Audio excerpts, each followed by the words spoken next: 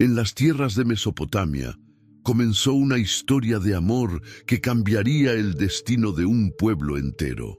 Jacob, hijo de Isaac y nieto de Abraham, portador de la promesa divina, encontró en Raquel el amor de su vida.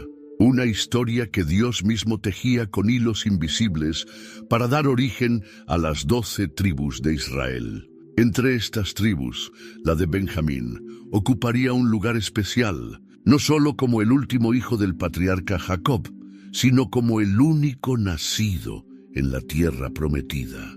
Esta es la historia de Benjamín, un niño que llegó al mundo entre lágrimas y esperanza, cuyo nacimiento marcó el fin de una era y el comienzo de otra.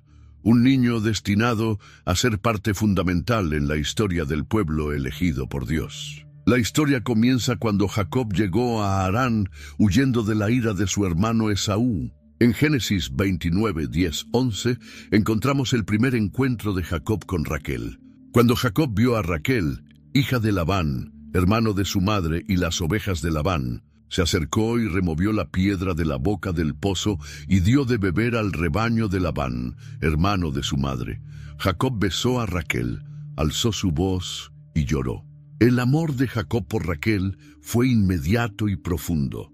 En Génesis 29, 18 leemos: Jacob amaba a Raquel y dijo: «Te serviré 7 años por Raquel, tu hija menor». Estos 7 años, según nos dice Génesis 29, 20, le parecieron como pocos días, porque la amaba. Sin embargo, Labán engañó a Jacob entregándole a Lea, su hija mayor, en lugar de Raquel. Al descubrir el engaño, Jacob reclamó, y Labán respondió en Génesis 29, 26, «No se acostumbra en nuestro lugar dar la menor antes que la mayor».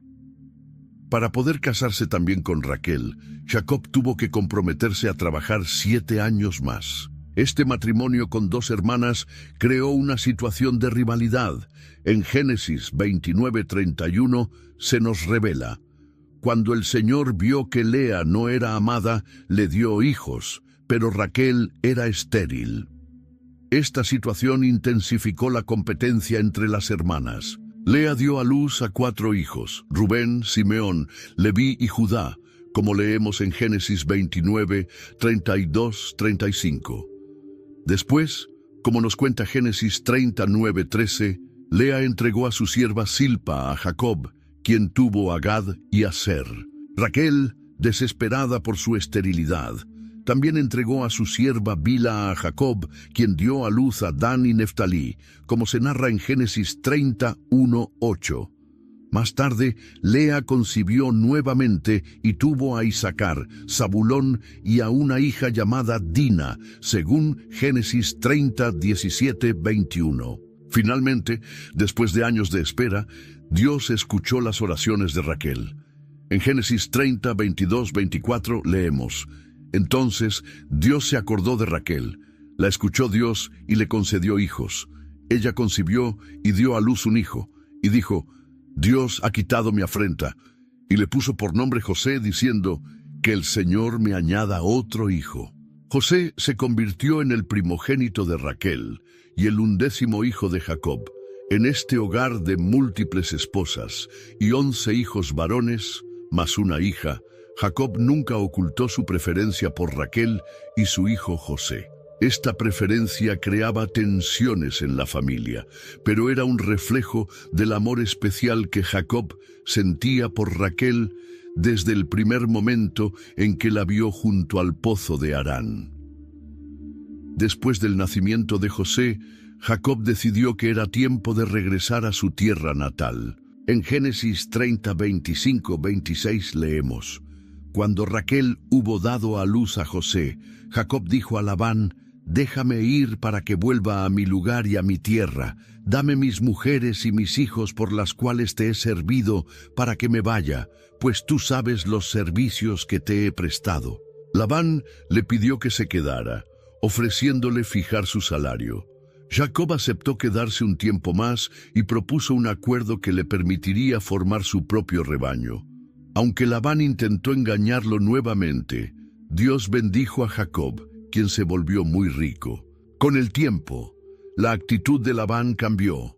En Génesis 31:1-3 se nos dice: Jacob oyó las palabras de los hijos de Labán que decían: Jacob ha tomado todo lo que era de nuestro padre, y de lo que era de nuestro padre ha adquirido toda esta riqueza. Miró Jacob el semblante de Labán, y he aquí que no era para con él como antes. También el Señor dijo a Jacob: Vuelve a la tierra de tus padres y a tu parentela, y yo estaré contigo. Jacob llamó a Raquel y Lea al campo, y les explicó la situación. Sus esposas lo apoyaron, reconociendo el trato injusto de Labán. En Génesis 31:14-15, ellas respondieron: ¿Acaso tenemos todavía parte o heredad en la casa de nuestro padre? No nos trata ya como extrañas, porque nos vendió y se ha comido por completo nuestro precio. Jacob preparó todo en secreto y partió con su familia, cruzando el río Éufrates en dirección a Canaán. Cuando Labán se enteró, salió en su persecución y lo alcanzó en los montes de Galaad. El encuentro podría haber sido violento, pero Dios intervino. En Génesis 31:24 leemos: Y vino Dios a Labán arameo en sueños aquella noche, y le dijo: Guárdate de hablar a Jacob, ni bien ni mal. Finalmente, después de algunas recriminaciones, hicieron un pacto de no agresión. Como se relata en Génesis 31:48, y Labán dijo a Jacob: Este montón de piedras es testigo hoy entre tú y yo. Por eso fue llamado su nombre Galaad. Tras despedirse de Labán, Jacob continuó su viaje hacia Canaán. Ahora enfrentaba el reencuentro con su hermano Esaú, de quien había huido 20 años atrás. Jacob envió mensajeros a Esaú, y al enterarse que éste venía con 400 hombres, temió lo peor.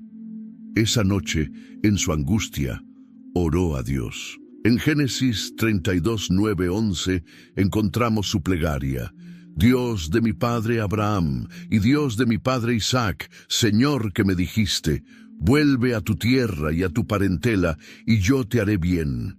No soy digno de todas las misericordias y de toda la verdad que has usado para con tu siervo, pues con mi cayado pasé este Jordán, y ahora estoy sobre 2 campamentos. Líbrame ahora de la mano de mi hermano, de la mano de Esaú, porque le temo. No venga acaso y me hiera la madre con los hijos. Esa misma noche, Jacob tuvo una misteriosa lucha con un ser divino, como se narra en Génesis 32:28, y él dijo: No se dirá más tu nombre Jacob, sino Israel, porque has luchado con Dios y con los hombres, y has vencido. Al día siguiente, se produjo el reencuentro con Esaú.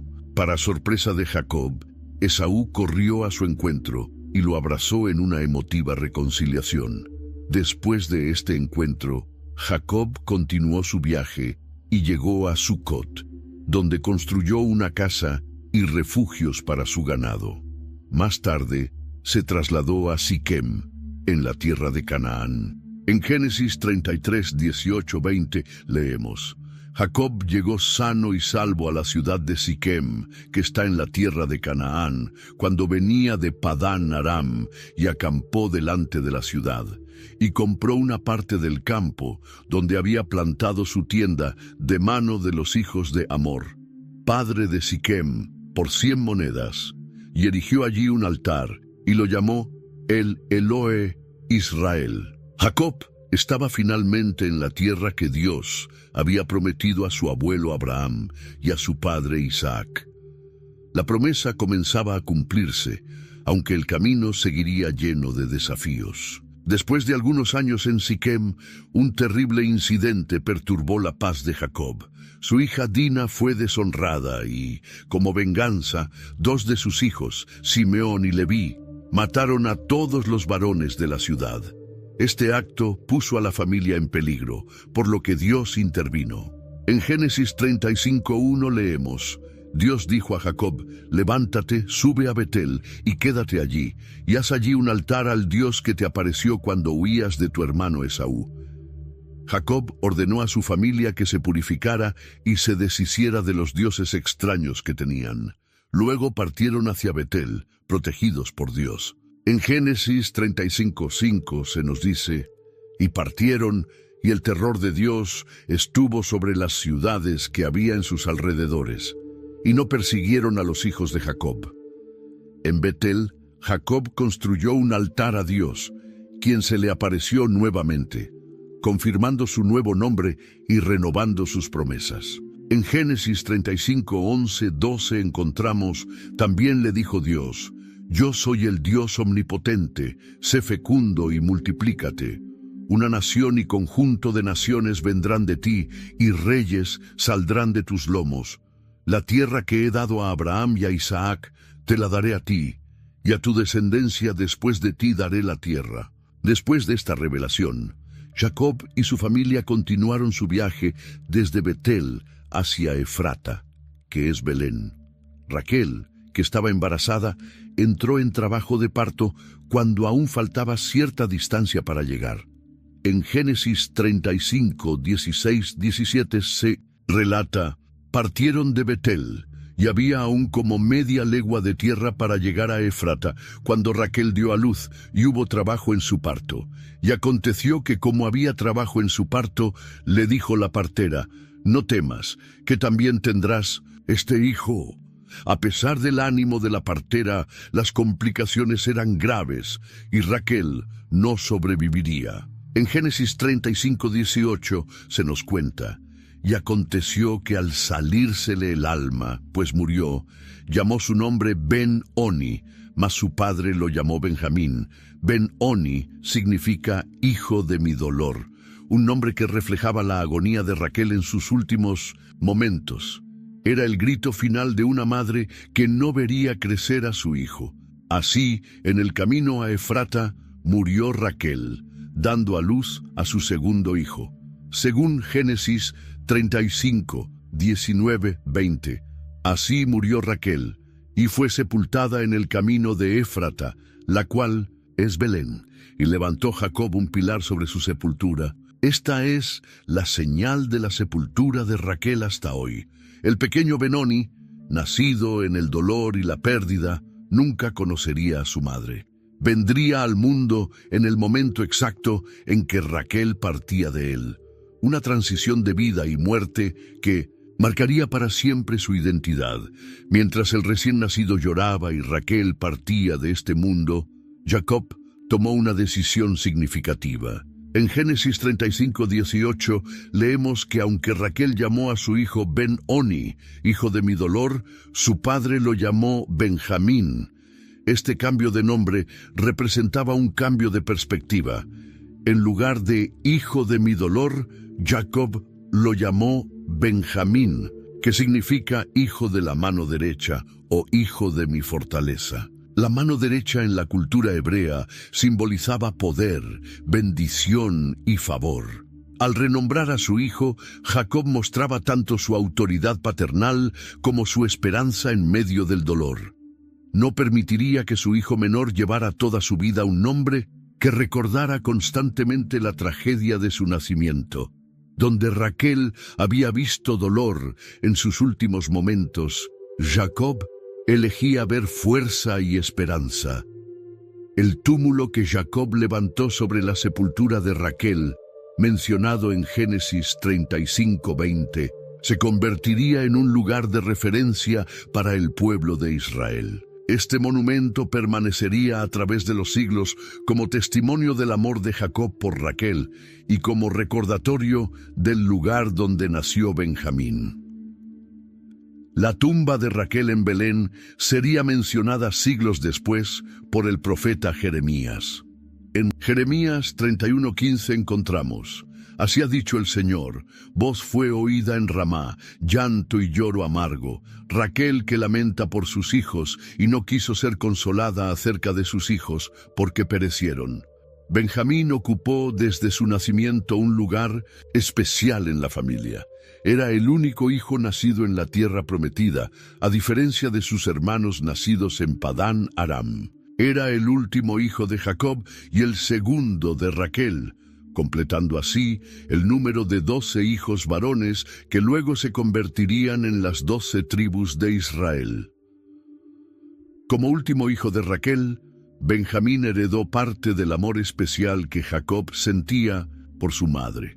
En ausencia de ella, Jacob transferiría naturalmente parte de ese afecto a sus hijos, especialmente a José y a Benjamín, el último regalo que Raquel le dejó.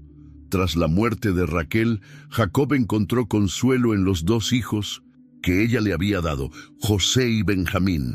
Eran lo que le quedaba de ella, el legado vivo de la mujer por la que había trabajado 14 años.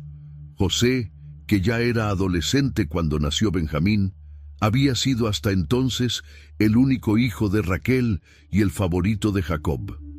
En Génesis 37:3 se confirma esta preferencia. Y amaba Israel a José más que a todos sus hijos, porque lo había tenido en su vejez, y le hizo una túnica de diversos colores. Esta preferencia era evidente para todos, como se menciona en Génesis 37:4. Y vieron sus hermanos que su padre lo amaba más que a todos sus hermanos, y le aborrecían y no podían hablarle pacíficamente. Con el nacimiento de Benjamín y la muerte de Raquel, la dinámica familiar cambió.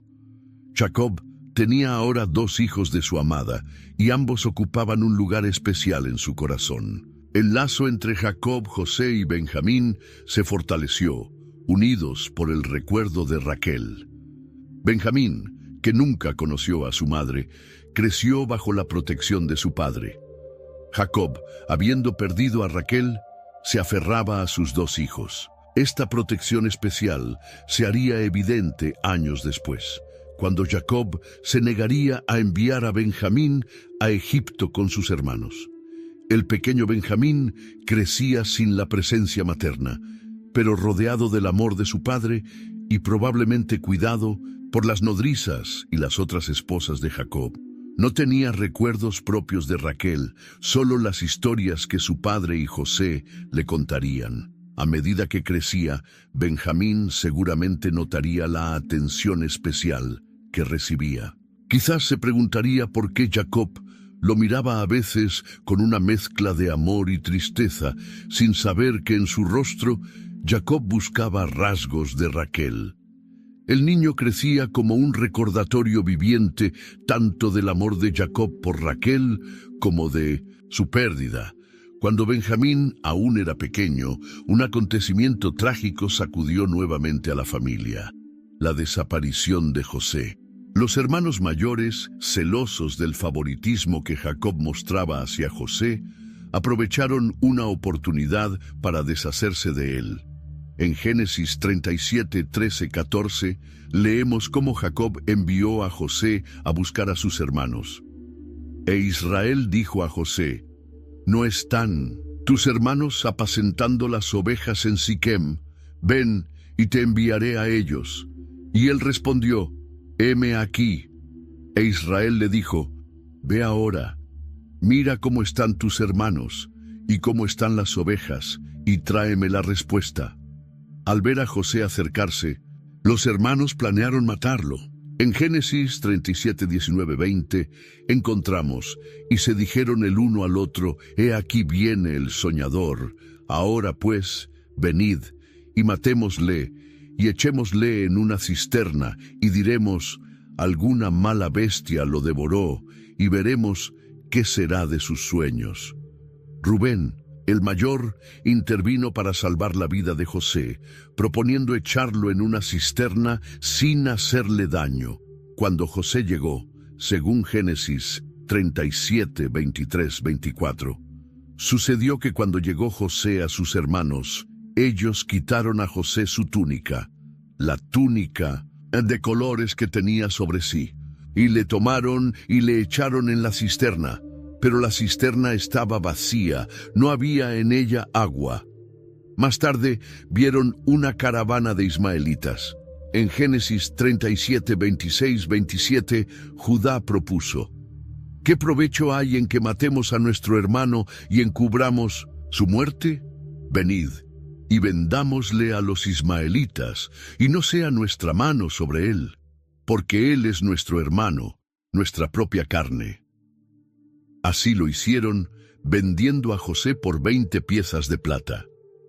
Para encubrir su crimen, tomaron la túnica de José y la mancharon con sangre. Cuando la mostraron a Jacob, él concluyó lo peor. En Génesis 37-33 leemos: y él la reconoció y dijo: la túnica de mi hijo es, alguna mala bestia lo devoró. José ha sido despedazado. El dolor de Jacob fue inconmensurable. Génesis 7:34-35 describe: entonces Jacob rasgó sus vestidos y puso cilicio sobre sus lomos, y guardó luto por su hijo muchos días, y se levantaron todos sus hijos y todas sus hijas para consolarlo. Mas él no quiso recibir consuelo y dijo: descenderé enlutado a mi hijo hasta el Seol. Y lo lloró su padre.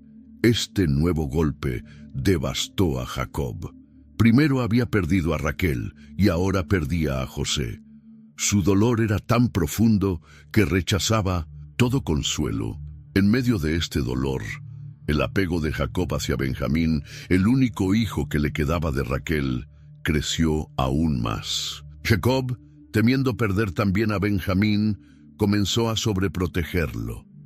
Benjamín, demasiado joven para comprender lo sucedido, crecería sabiendo que había tenido un hermano que murió trágicamente. No podía imaginar que este hermano estaba vivo en Egipto y que un día se reencontrarían. A medida que pasaban los años, Benjamín crecía como el menor de una familia numerosa.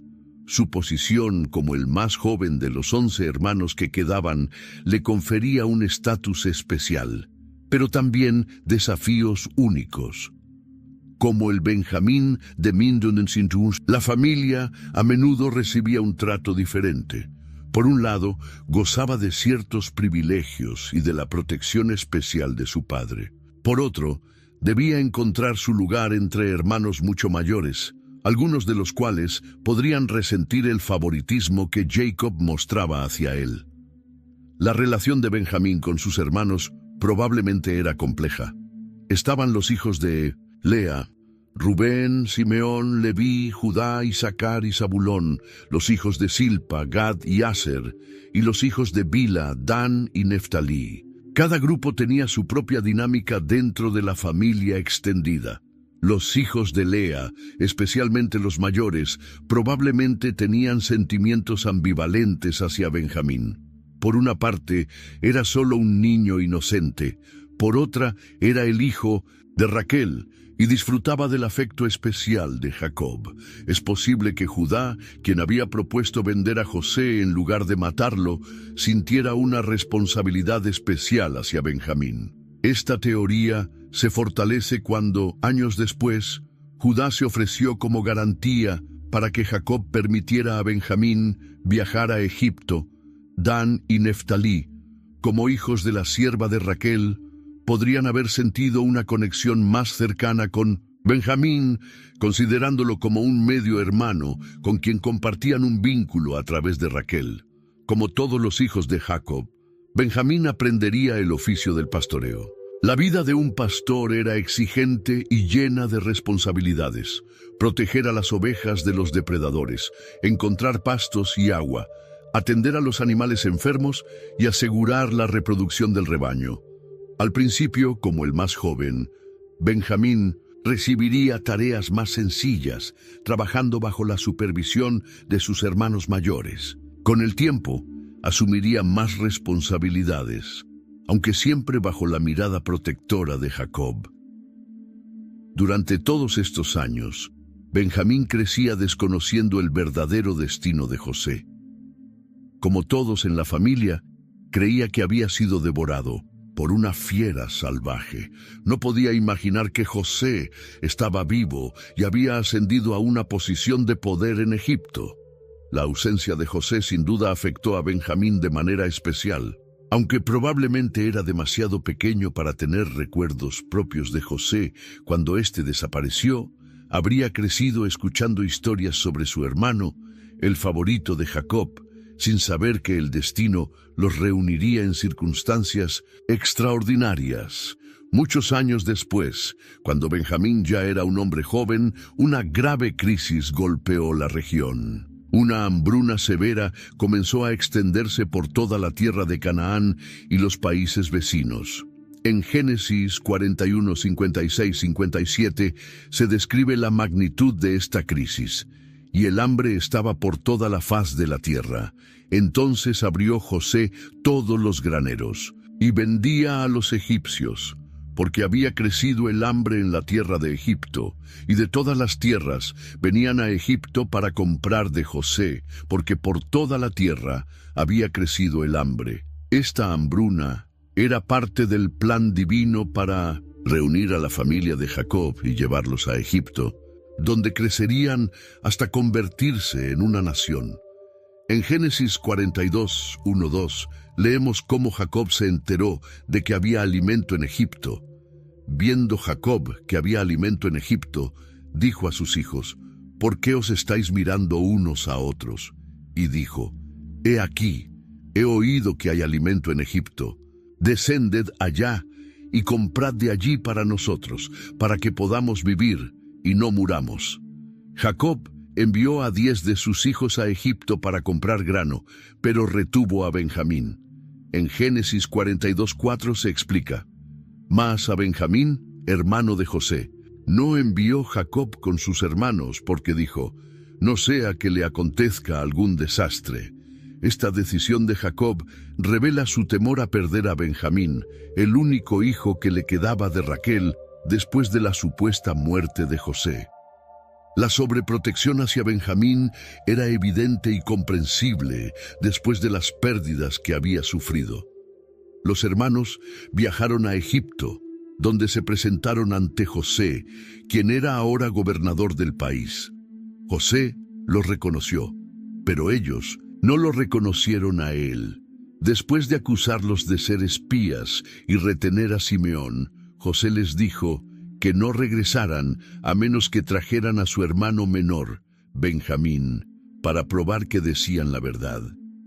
Cuando regresaron y contaron lo sucedido a Jacob, este se negó rotundamente a dejar ir a Benjamín. En Génesis 42:38 expresa su miedo, y él dijo: no descenderá mi hijo con vosotros, pues su hermano es muerto, y él solo ha quedado. Si le aconteciere algún desastre en el camino por donde vais, haréis descender mis canas con dolor al Seol. Esta negativa de Jacob muestra cuán profundo era su temor a perder a Benjamín. Para él, Benjamín no era solo otro hijo, era su vínculo con Raquel, su consuelo después de tantas pérdidas, y no estaba dispuesto a arriesgarlo, ni siquiera ante la amenaza del hambre. Así, mientras la hambruna se intensificaba, se preparaba el escenario para el eventual viaje de Benjamín a Egipto, un viaje que cambiaría para siempre el destino de la familia de Jacob y que llevaría a uno de los reencuentros más emotivos y significativos de la Biblia. Los hermanos de Benjamín habían llegado a Egipto en busca de alimento. La hambruna que azotaba Canaán los obligó a viajar hasta el país del Nilo, donde se encontraron con el gobernador que controlaba la distribución de grano. Lo que ellos no sabían era que aquel poderoso hombre era José, el hermano que habían vendido años atrás. Al ver a sus hermanos, José los reconoció al instante, pero ellos no pudieron identificarlo. En Génesis 42, 7, 8 leemos: José vio a sus hermanos y los reconoció, pero hizo como que no los conocía, y les habló con dureza. Y les dijo: ¿de dónde habéis venido? Ellos respondieron: de la tierra de Canaán para comprar alimentos. José, pues, reconoció a sus hermanos, pero ellos no le reconocieron. José decidió poner a prueba a sus hermanos para ver si habían cambiado, si seguían siendo los mismos hombres crueles que lo habían vendido como esclavo. Primero los acusó de ser espías. En Génesis 42:9 dice: entonces se acordó José de los sueños que había tenido acerca de ellos, y les dijo: espías sois, por ver lo descubierto del país, habéis venido. Los hermanos, asustados, intentaron explicar quiénes eran realmente. En Génesis 42:13 encontramos, y ellos respondieron: tus siervos somos 12 hermanos, hijos de un varón en la tierra de Canaán, y he aquí el menor está hoy con nuestro padre, y otro no parece. Esta mención de un hermano menor que no estaba con ellos despertó el interés de José. Era Benjamín, su único hermano de sangre, hijo también de Raquel. José nunca había conocido a Benjamín, ya que éste probablemente era un bebé cuando José fue vendido como esclavo. El deseo de ver a su hermano pequeño se apoderó de él, pero debía seguir con su plan. José dejó muy clara su exigencia en Génesis 42:15-16. En esto seréis probados. Vive Faraón que no saldréis de aquí, a menos que vuestro hermano menor venga aquí. Enviad a uno de vosotros y traiga a vuestro hermano, y vosotros quedad presos, y vuestras palabras serán probadas si hay verdad en vosotros, y si no, vive Faraón, que sois espías. Después de tenerlos 3 días en la cárcel, José suavizó un poco su postura. En Génesis 42:18-20 vemos: al tercer día les dijo José: haced esto y vivid. Yo temo a Dios. Si sois hombres honrados, quede preso en la casa de vuestra cárcel uno de vuestros hermanos, y vosotros id y llevad el alimento para el hambre de vuestra casa. Pero traed a vuestro hermano menor a mí, y serán verificadas vuestras palabras, y no moriréis. Y ellos lo hicieron así. José eligió a Simeón como rehén. En Génesis 42:24 se nos cuenta: y apartándose él de ellos, lloró. Después volvió a ellos y les habló, y tomó de entre ellos a Simeón y lo aprisionó a vista de ellos. Esta decisión no fue al azar. Simeón era el segundo hijo de Jacob y probablemente había sido uno de los más crueles con José en el pasado. Antes de que los hermanos partieran, José ordenó que se llenaran sus costales de trigo y que se devolviera el dinero con el que habían pagado, poniéndolo en los sacos sin que ellos lo supieran. Este gesto misterioso los llenaría de temor. Más tarde, cuando regresaron a Canaán y contaron todo a Jacob, su padre se llenó de angustia. En Génesis 42:36 leemos su reacción. Y Jacob su padre les dijo: me habéis privado de mis hijos. José no parece, ni Simeón tampoco, y a Benjamín le llevaréis. Contra mí son todas estas cosas.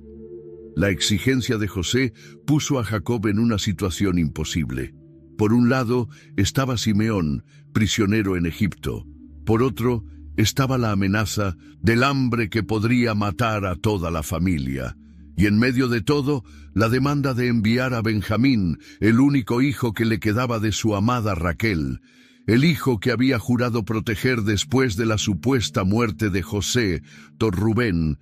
El hijo mayor intentó convencer a Jacob ofreciendo la vida de sus propios hijos como garantía. En Génesis 42:37 dice: y Rubén habló a su padre diciendo: harás morir a mis 2 hijos, si no te lo devuelvo, entrégalo en mi mano, que yo lo devolveré a ti. Pero esta oferta no convenció a Jacob. Con el corazón destrozado, Jacob se negó rotundamente. No descenderá mi hijo con vosotros, pues su hermano es muerto, y él solo ha quedado. Si le aconteciere algún desastre en el camino por donde vais, haréis descender mis canas con dolor al Seol. Génesis 42:38. Para Jacob, la idea de perder a Benjamín era insoportable. Ya había perdido a José y el dolor seguía vivo en su corazón. Benjamín era su último consuelo, el último lazo que lo unía a Raquel.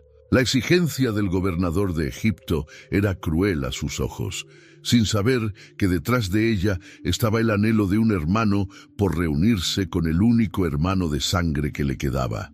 El tiempo pasó y el hambre seguía castigando la tierra de Canaán. Las provisiones que los hermanos habían traído de Egipto se agotaron y la familia de Jacob se enfrentaba nuevamente al espectro del hambre. Era necesario volver a Egipto por más alimento, pero todos sabían qué significaba eso.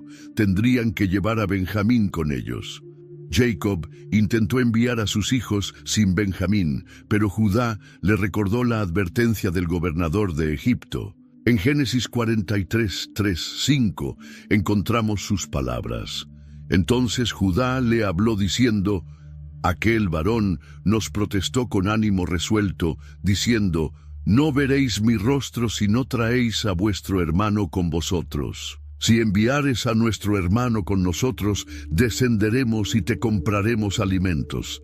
Pero si no le enviares, no descenderemos. Porque aquel varón nos dijo: no veréis mi rostro si no traéis a vuestro hermano con vosotros. A diferencia de Rubén, cuya oferta no había convencido a Jacob, Judá asumió personalmente la responsabilidad por Benjamín. En Génesis 43, 8, 9, leemos: entonces Judá dijo a Israel su padre: envía al joven conmigo, y nos levantaremos e iremos, a fin de que vivamos y no muramos nosotros, y tú, y nuestros niños. Yo te respondo por él. A mí me pedirás cuenta. Sí, yo no te lo vuelvo a traer, y si no lo pongo delante de ti, seré para ti el culpable para siempre. La garantía de Judá, junto con la presión del hambre, finalmente convenció a Jacob. Con el corazón pesado, aceptó enviar a Benjamín a Egipto. En Génesis 43, 11, 13, vemos cómo Jacob, ahora llamado también Israel, se rindió ante lo inevitable.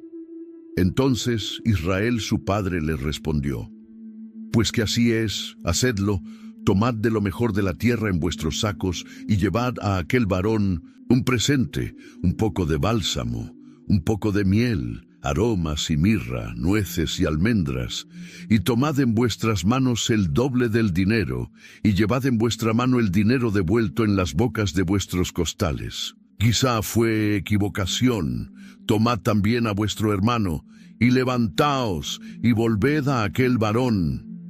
Antes de que partieran, Jacob pronunció una emotiva bendición, rogando a Dios que protegiera a sus hijos, especialmente a Benjamín. En Génesis 43, 14 dice: y el Dios omnipotente os dé misericordia delante de aquel varón, y os suelte al otro vuestro hermano, y a este Benjamín, y si he de ser privado de mis hijos, séalo. Esta última frase revela la resignación de Jacob ante la posibilidad de perder incluso a Benjamín. Era un anciano que había sufrido muchas pérdidas y se preparaba para lo peor, confiando únicamente en la misericordia de Dios. Los hermanos partieron hacia Egipto llevando consigo a Benjamín. Llevaban el doble del dinero para pagar el nuevo grano y devolver el que habían encontrado en sus costales. También llevaban presentes para el gobernador: bálsamo, miel, aromas, mirra, nueces y almendras, productos valiosos de Canaán que escaseaban en Egipto. El viaje desde Canaán hasta Bin, Egipto, era largo y peligroso, especialmente en tiempos de hambruna. Debían cruzar el desierto del Sinaí, enfrentando el calor del día y el frío de la noche, siempre atentos a posibles asaltantes. Judá, consciente de su responsabilidad por Benjamín, seguramente estuvo vigilante durante todo el trayecto, cumpliendo su promesa a Jacob. Finalmente llegaron a Egipto y se presentaron ante José. El momento que el gobernador había estado esperando por fin llegaba. Conocería a su hermano menor, al hijo de Raquel, que nunca había tenido la oportunidad de ver crecer. En Génesis 43, 15 se relata la llegada.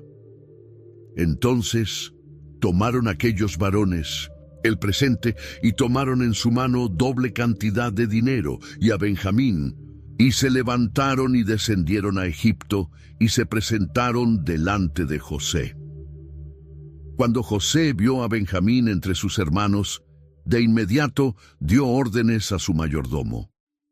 En Génesis 43, 16 leemos: Y vio José a Benjamín con ellos, y dijo al mayordomo de su casa: lleva a casa a esos hombres, y degüella una res y prepárala, pues estos hombres comerán conmigo al mediodía. Así, sin saberlo, Benjamín se encontraba por fin ante su hermano José, a quien creía muerto, en un encuentro que cambiaría para siempre el destino de la familia de Jacob. La llegada de los hermanos a la casa de José los llenó de temor. Pensaban que los llevarían allí para acusarlos por el dinero que habían encontrado en sus costales y hacerlos esclavos. Incluso hablaron con el mayordomo para explicarle lo del dinero, pero éste les tranquilizó diciendo en Génesis 43:23, y él respondió: paz a vosotros, no temáis. Vuestro Dios y el Dios de vuestro padre os dio el tesoro en vuestros costales. Yo recibí vuestro dinero. Luego el mayordomo cumplió la orden de José y trajo a Simeón, quien había quedado como rehén. En Génesis 43:24 vemos: y aquel varón hizo entrar a aquellos hombres en casa de José, y les dio agua, y lavaron sus pies, y dio de comer a sus asnos. Mientras esperaban a José, prepararon el presente que habían traído. Cuando José llegó, se lo entregaron, y se inclinaron ante él hasta la tierra, cumpliendo sin saberlo los sueños proféticos que José había tenido de joven. El momento crucial llegó cuando José vio a Benjamín y habló con él directamente. En Génesis 43:29 leemos: y alzando José sus ojos, vio a Benjamín su hermano, hijo de su madre, y dijo: ¿es este vuestro hermano menor, de quien me hablasteis? Y dijo: Dios tenga misericordia de ti, hijo mío. Este encuentro conmovió profundamente a José. Ver a su hermano pequeño, el otro hijo de su madre Raquel, despertó en él una emoción tan intensa que tuvo que salir precipitadamente para llorar en privado. En Génesis 43:30-31 se nos cuenta: entonces José se apresuró, porque se conmovieron sus entrañas a causa de su hermano, y buscó dónde llorar, y entró en su cámara, y lloró allí, y lavó su rostro y salió, y se contuvo, y dijo: poned pan. José había pasado años en Egipto lejos de su familia, y ahora tenía frente a él al hermano que nunca había conocido realmente. Benjamín probablemente era un bebé cuando José fue vendido como esclavo, y ahora era un hombre joven. Era el único vínculo directo que José tenía con su madre Raquel, y verlo desató todas las emociones que había mantenido contenidas. A pesar de su emoción, José mantuvo su identidad en secreto. Ordenó que se sirviera la comida, pero siguiendo las costumbres egipcias, hizo que sus hermanos se sentaran en una mesa aparte, ya que para los egipcios era abominación comer con los hebreos. Lo más sorprendente para los hermanos fue que José los hizo sentar en orden de nacimiento, desde Rubén, el primogénito, hasta Benjamín, el menor.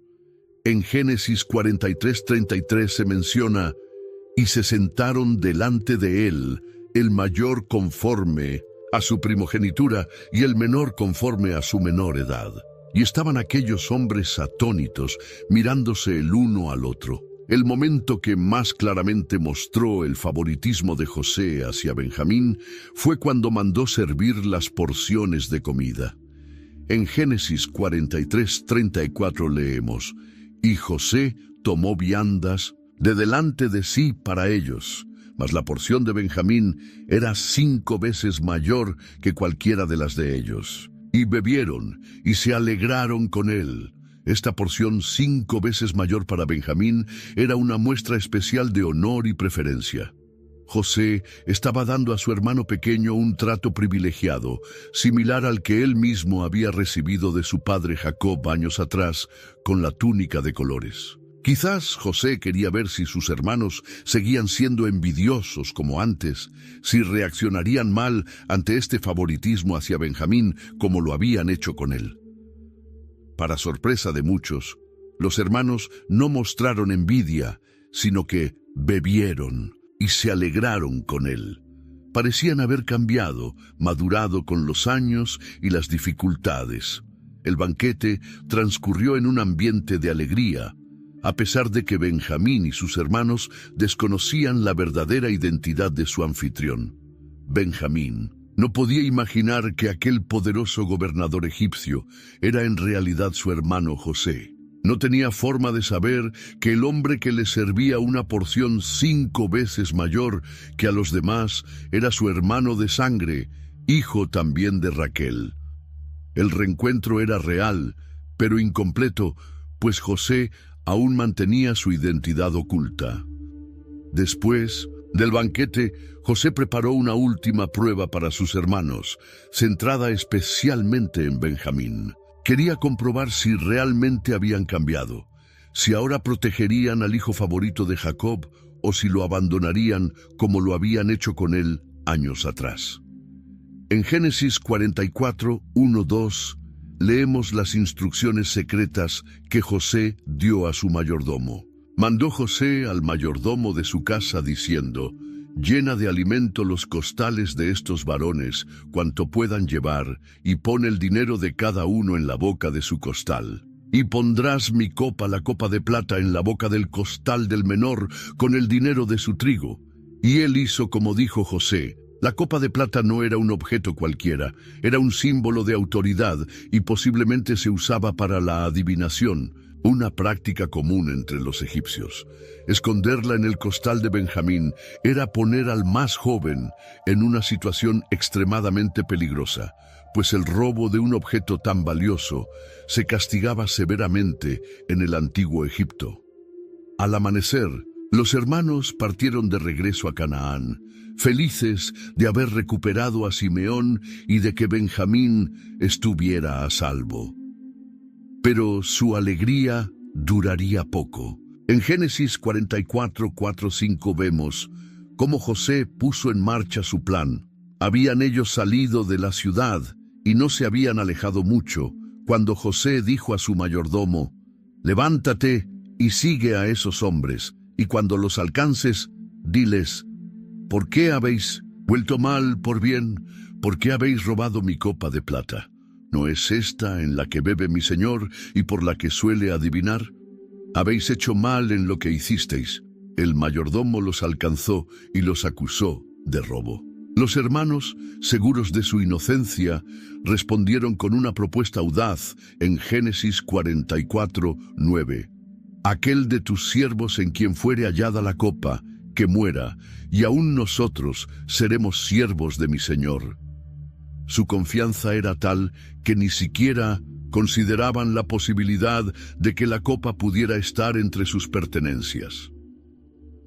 La búsqueda comenzó por el costal del mayor y siguió en orden hasta llegar al de Benjamín. En Génesis 44:12 se describe el momento crucial. «Y buscó. Desde Minuse, el mayor comenzó y acabó en el menor, y la copa fue hallada en el costal de Benjamín». El shock fue absoluto. Los hermanos rasgaron sus vestidos en señal de duelo y desesperación. Cargaron sus asnos y regresaron a la ciudad, sabiendo que enfrentaban una situación terrible. El hijo menor de Jacob, el que habían jurado proteger con sus vidas, ahora estaba acusado de robo y podía ser condenado a la esclavitud o a muerte. Al llegar ante José, se postraron a tierra. Judá, quien había asumido la responsabilidad por Benjamín, tomó la palabra. En Génesis 44:16 vemos su desesperación. Entonces dijo Judá: «¿Qué diremos a mi señor? ¿Qué hablaremos o con qué nos justificaremos? Dios ha hallado la maldad de tus siervos. He aquí, nosotros somos siervos de mi señor, nosotros, y también aquel en cuyo poder fue hallada la copa». Ante esta rendición colectiva, José propuso un castigo que parecía más misericordioso. Solo Benjamín se quedaría como esclavo. En Génesis 44:17 dice: «Y él respondió: nunca yo tal haga. El varón en cuyo poder fue hallada la copa, él será mi siervo. Vosotros subid en paz a vuestro padre». Esta era exactamente la situación que José quería crear. Ahora sus hermanos tenían la oportunidad de abandonar a Benjamín y regresar a salvo, tal como habían hecho con él mismo años atrás. Si lo hacían, demostrarían que no habían cambiado. Si se quedaban para proteger a Benjamín, probarían que eran hombres diferentes.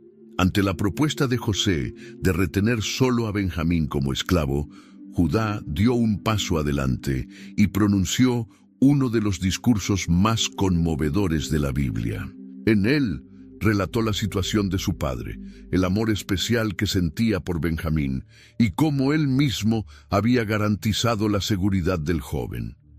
En la parte final de su extenso discurso, Judá ofreció quedarse como esclavo en lugar de Benjamín. En Génesis 44, 33, 34 encontramos: «Te ruego, por tanto, que quede ahora tu siervo en lugar del joven como siervo de mi señor, y que el joven vaya con sus hermanos. Porque ¿cómo volveré yo a mi padre sin el joven? No podré, por no ver el mal que sobrevendrá a mi padre». Este acto de abnegación, este ofrecimiento de sacrificio personal para salvar a Benjamín, conmovió profundamente a José. Era la prueba definitiva que esperaba. Sus hermanos habían cambiado.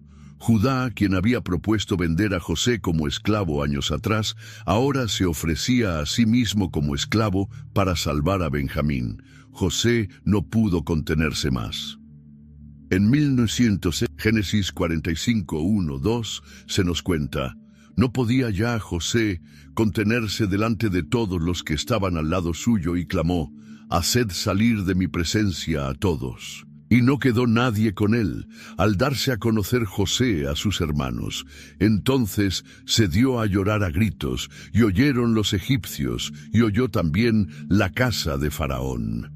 En uno de los momentos más emotivos de toda la Escritura, José reveló finalmente su identidad. En Génesis 45, 3 dice: «Entonces dijo José a sus hermanos: yo soy José, ¿vive aún mi padre?». Y sus hermanos no pudieron responderle, porque estaban turbados delante de él. La reacción de los hermanos fue de asombro y temor. El hermano que habían vendido como esclavo era ahora el segundo hombre más poderoso de Egipto, con poder para vengarse de ellos. Pero José los tranquilizó con palabras de perdón y consuelo. En Génesis 45, 4, 5, leemos: «Entonces dijo José a sus hermanos: acercaos ahora a mí». Y ellos se acercaron, y él dijo: «Yo soy José vuestro hermano, el que vendisteis para Egipto. Ahora, pues, no os entristezcáis, ni os pese de haberme vendido acá, porque para preservación de vida me envió Dios delante de vosotros». José interpretó todo lo sucedido como parte del plan divino para salvar a la familia durante la hambruna. En Génesis 45, 7, 8 continúa diciendo: «Y Dios me envió delante de vosotros, para preservaros posteridad sobre la tierra, y para daros vida por medio de gran liberación.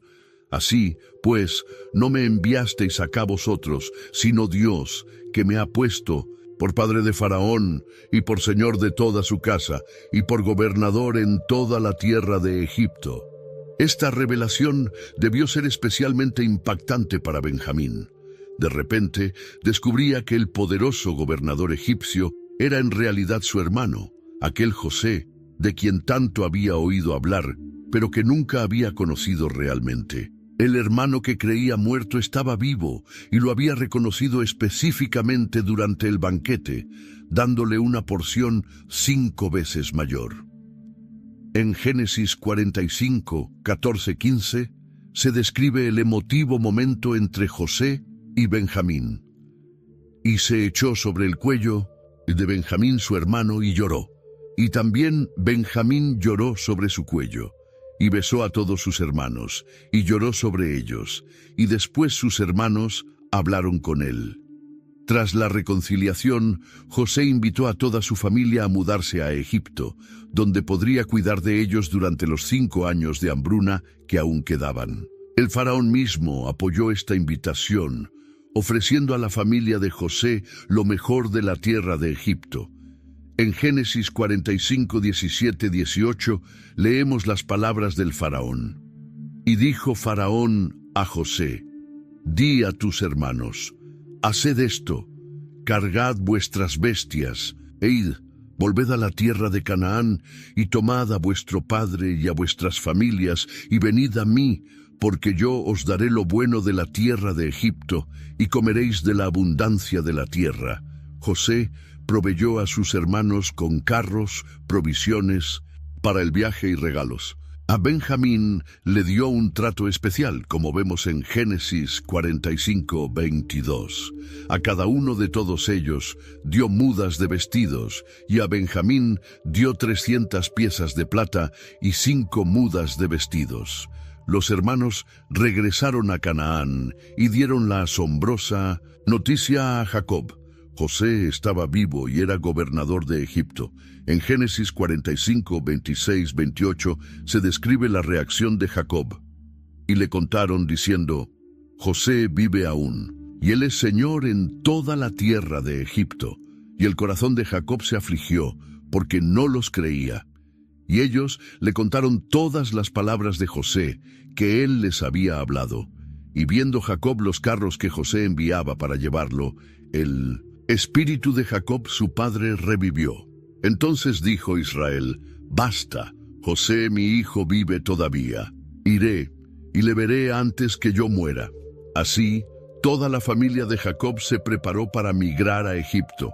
En Génesis 46, 5, 7 leemos: y se levantó Jacob de Beerseba, y tomaron los hijos de Israel a su padre Jacob, y a sus niños y a sus mujeres, en los carros que Faraón había enviado para llevarlo, y tomaron sus ganados y sus bienes que habían adquirido en la tierra de Canaán, y vinieron a Egipto, Jacob y toda su descendencia consigo, sus hijos y los hijos de sus hijos, sus hijas y las hijas de sus hijos, y a toda su descendencia trajo consigo a Egipto. La familia se estableció en la tierra de Gosén, una región fértil en el delta del Nilo, ideal para los pastores. Allí vivieron bajo la protección de José, quien los sustentó durante los años restantes de la hambruna, como dice Génesis 47, 11, 12. Así José ubicó a su padre y a sus hermanos, y les dio posesión en la tierra de Egipto, en lo mejor de la tierra, en la tierra de Ramesés, como mandó Faraón. Y alimentaba José a su padre y a sus hermanos, y a toda la casa de su padre con pan, según el número de los hijos. Benjamín llegó a Egipto siendo ya un hombre adulto y padre de familia. En Génesis 46, 21 encontramos la lista de sus hijos que entraron con él a Egipto, y los hijos de Benjamín fueron Bela, Bequer, Asbel, Gera, Naamán, Eji, Ros, Mupim, Upim y Ard. 10 hijos que formarían la base de la futura tribu de Benjamín. Es interesante notar que en otras listas bíblicas, como la de Números 26, 38, 41, aparecen solo 5 hijos de Benjamín. Los hijos de Benjamín por sus familias. De Bela, la familia de los Belaitas. De Asbel, la familia de los Asbelitas. De Airam, la familia de los Airamitas. De Sufam, la familia de los Sufamitas. De Jufam, la familia de los Jufamitas. Y los hijos de Bela fueron Art y Naamán. De Art, la familia de los Arditas.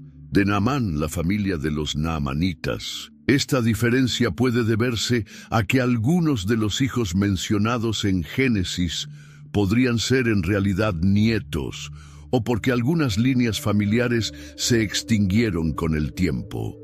Durante los 17 años que Jacob vivió en Egipto, la familia de Benjamín, al igual que las de sus hermanos, creció considerablemente.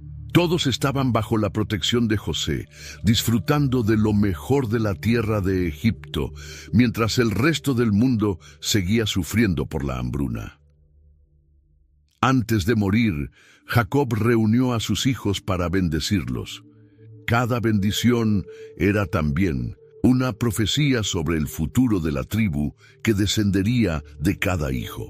En Génesis 49:27 encontramos la bendición profecía para Benjamín. Benjamín es lobo arrebatador. A la mañana comerá la presa y a la tarde repartirá los despojos. Esta comparación de Benjamín con un lobo que despedaza resulta sorprendente, considerando que hasta ahora lo hemos visto como el hijo menor, el protegido de Jacob. Sin embargo, esta profecía revelaría el carácter guerrero y agresivo que tendría la tribu de Benjamín en el futuro. Los benjamitas se convertirían en luchadores feroces, valientes hasta la temeridad. Esta imagen del lobo que despedaza contrasta con la imagen del joven protegido por su padre, pero se ajusta perfectamente a los futuros jueces y guerreros que surgirían de esta tribu. La comparación con el lobo también podría interpretarse en un sentido positivo. El lobo es un animal que caza con astucia e inteligencia. Y así como el lobo cuida a su manada, los benjamitas serían conocidos por su lealtad al resto de Israel, especialmente en tiempos de crisis. Tras la muerte de Jacob, la familia permaneció en Egipto. Con el paso de las generaciones, los descendientes de Benjamín, junto con los de sus hermanos, se multiplicaron enormemente. Éxodo 1:7 nos dice: «Y los hijos de Israel fructificaron y se multiplicaron, y fueron aumentados y fortalecidos en extremo, y se llenó de ellos la tierra». Este crecimiento demográfico empezó a preocupar a los nuevos gobernantes de Egipto. En Éxodo 1:8-10 leemos: «Entretanto, se levantó sobre Egipto un nuevo rey que no conocía a José, y dijo a su pueblo: He aquí, el pueblo de los hijos de Israel es mayor y más fuerte que nosotros. Ahora pues, seamos sabios para con él, para que no se multiplique. Y acontezca que viniendo guerra, él también se una a nuestros enemigos y pelee contra nosotros, y se vaya de la tierra». Así comenzó la opresión de los israelitas en Egipto. Durante 400 años, los descendientes de Jacob, incluidos los de Benjamín, vivieron como esclavos, construyendo las ciudades de almacenaje de Faraón. Su sufrimiento clamó al cielo hasta que Dios suscitó a Moisés para liberarlos. Durante el Éxodo y los 40 años de peregrinación por el desierto, la tribu de Benjamín mantuvo su identidad y creció. En el primer censo realizado en el desierto, según Números 1:36-37, de los hijos de Benjamín, sus generaciones, por sus familias, por las casas de sus padres, conforme a la cuenta de los nombres desde de 20 años arriba, todos los que podían salir a la guerra. Los contados de la tribu de Benjamín fueron 35.400. Cuando los israelitas entraron finalmente en la tierra prometida bajo el liderazgo de Josué, cada tribu recibió su porción de territorio. La tribu de Benjamín, aunque pequeña, recibió una ubicación estratégica entre las poderosas tribus de Judá al sur y Efraín, parte de José, al norte. Josué 18:11 nos dice: «Y salió la suerte de la tribu de los hijos de Benjamín por sus familias, y el territorio de su suerte quedó entre los hijos de Judá y los hijos de José». Esta ubicación entre las dos tribus más influyentes de Israel sería determinante en el futuro papel político de Benjamín. En Josué 18:21-28 encontramos la lista detallada de las ciudades asignadas a Benjamín. Las ciudades de la tribu de los hijos de Benjamín por sus familias fueron Jericó, Bet-Hogla, el valle de Casis, Bet-Arabá, Semaraim, Bet-El, Abim, Pará, Ofra, Kefarjamoni, Ofni y Geba. 12 ciudades con sus aldeas: Gabaón, Ramá, Beerot, Mispa, Cafira, Mosá, Requem, Irpeel, Tarala, Sela, Elef, Jebús, que es Jerusalén, Gabá y Kiriat. 14 ciudades con sus aldeas. Esta es la heredad de los hijos de Benjamín conforme a sus familias. Entre estas ciudades destacan algunas de gran importancia histórica. Jericó fue la primera ciudad conquistada al entrar en Canaán. Bet-El fue un importante centro religioso donde Jacob había tenido su visión de la escalera que llegaba al cielo. Y quizás la más significativa de todas, Jerusalén. Aunque la ciudad de Jerusalén estaba en la frontera entre Judá y Benjamín, gran parte de ella, incluyendo lo que más tarde sería el sitio del templo, se encontraba en territorio benjamita. Cuando Josué completó la distribución de la tierra, los benjamitas, como las demás tribus, comenzaron a establecerse en su territorio y a cultivar la tierra. Sin embargo, no expulsaron completamente a los jebuseos que habitaban en Jerusalén, como se menciona en Jueces 1:21.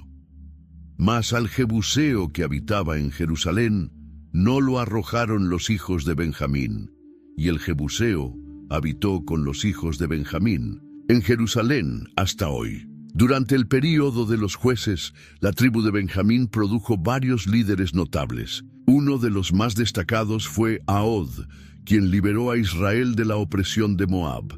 En Jueces 3:15 leemos: «Y clamaron los hijos de Israel a Jehová, y Jehová les levantó un libertador, a Ahod, hijo de Gera, benjamita, el cual era zurdo». Ahod usó su condición de zurdo para ocultar un puñal y asesinar a Eglón, el rey de Moab, iniciando así la liberación de Israel. Sin embargo, la tribu de Benjamín también protagonizó uno de los episodios más oscuros de este período. En Jueces 19:21 se relata cómo los hombres de Gabaa, una ciudad benjamita, cometieron un horrible crimen contra la concubina de un levita. Este acto provocó una guerra civil en la que las demás tribus casi exterminan a Benjamín. En Jueces 20:46-47 se nos dice: «Así, todos los que de Benjamín murieron aquel día fueron 25,000 hombres que sacaban espada, todos ellos hombres de guerra. Pero 600 hombres se volvieron y huyeron al desierto, a la peña de Rimón, y permanecieron en la peña de Rimón 4 meses. Posteriormente, las otras tribus se arrepintieron de haber llevado a Benjamín casi a la extinción y buscaron maneras de permitir que los 600 supervivientes encontraran esposas y reconstruyeran la tribu. Este episodio muestra tanto la capacidad guerrera de Benjamín, que pudo resistir inicialmente contra todas las demás tribus, como su posterior recuperación y reintegración a Israel. El papel de la tribu de Benjamín en la historia de Israel siguió creciendo en importancia durante la monarquía. El primer rey de Israel, Saúl, pertenecía a esta tribu.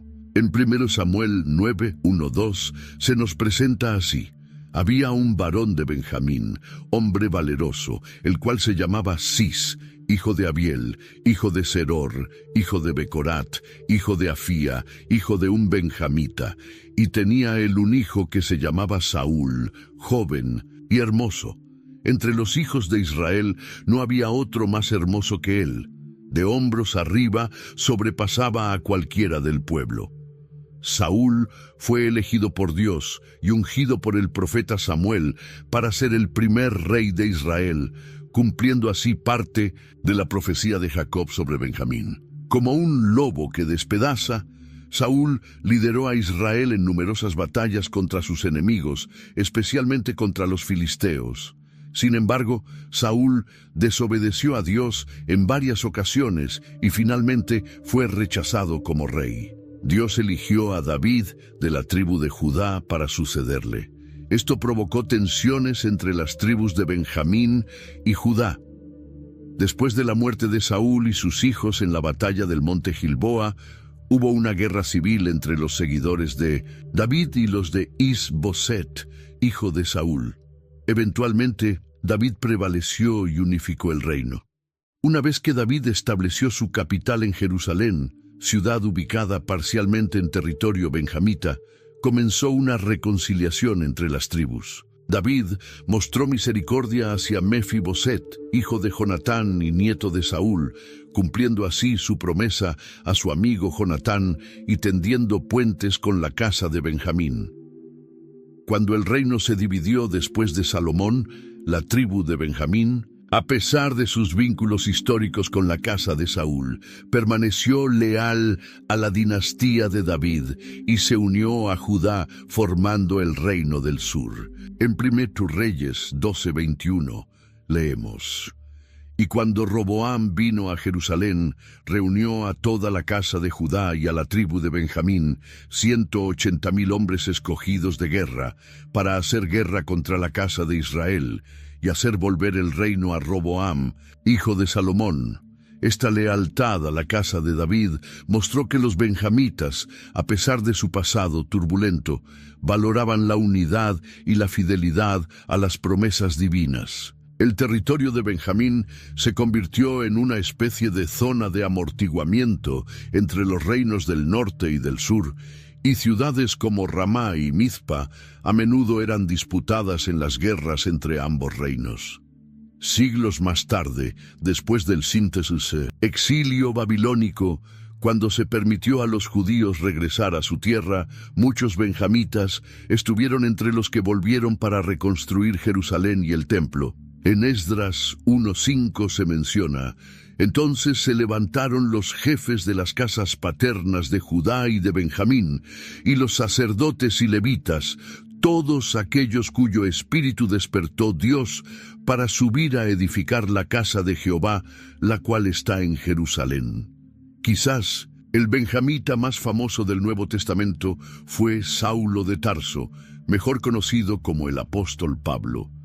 En Filipenses 3:5, Pablo describe su linaje así: circuncidado al 8º día, del linaje de Israel, de la tribu de Benjamín, hebreo de Mindamesito. Hebreos, en cuanto a la ley, fariseo.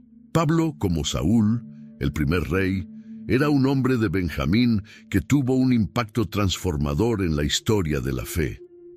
Es significativo que Pablo, un descendiente de la tribu más pequeña, se convirtiera en el apóstol a los gentiles, llevando el mensaje del Evangelio más allá de las fronteras de Israel y contribuyendo enormemente a la expansión del cristianismo primitivo. Esta misión mundial cumplía en cierto sentido la profecía sobre Benjamín como un lobo que a la mañana comerá la presa y a la tarde repartirá los despojos.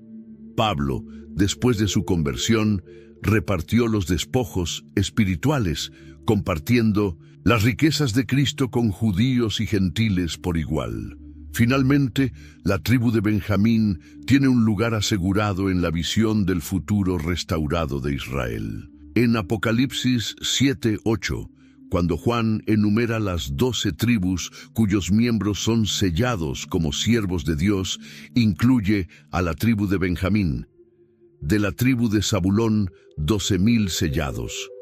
De la tribu de José, 12,000 sellados. De la tribu de Benjamín, 12,000 sellados. Esta mención final en el libro de Apocalipsis cierra el círculo de la historia bíblica de Benjamín, desde su nacimiento doloroso en el camino a Efrata hasta su inclusión en la visión final de la redención. A pesar de ser la más pequeña de las tribus, Benjamín dejó una marca indeleble en la historia de Israel, produciendo jueces, el primer rey y un apóstol que ayudó a llevar el mensaje de salvación a los confines de la tierra. La historia de Benjamín, desde el niño protegido por su padre hasta la tribu guerrera comparada con un lobo, nos muestra cómo Dios puede usar incluso a los más pequeños y aparentemente insignificantes para cumplir sus propósitos divinos. Como Pablo mismo escribiría más tarde, Dios ha escogido lo débil del mundo para avergonzar a lo fuerte. Si esta historia tocó tu corazón y deseas seguir descubriendo las maravillas escondidas en la Biblia, te invito a que te suscribas ahora mismo a este canal. Cada semana compartimos historias bíblicas que no solo te informarán, sino que transformarán tu perspectiva y fortalecerán tu fe. Comparte este video con alguien que necesite recordar que Dios puede hacer grandes cosas a través de personas que el mundo considera pequeñas o insignificantes. Quizás esa persona, como Benjamín, está destinada a un propósito mucho mayor del que imagina. Activa la campanita para no perderte ninguna de nuestras próximas historias bíblicas. Nos vemos en el próximo video, donde seguiremos descubriendo juntos los tesoros que Dios ha escondido en su palabra. Que Dios te bendiga abundantemente.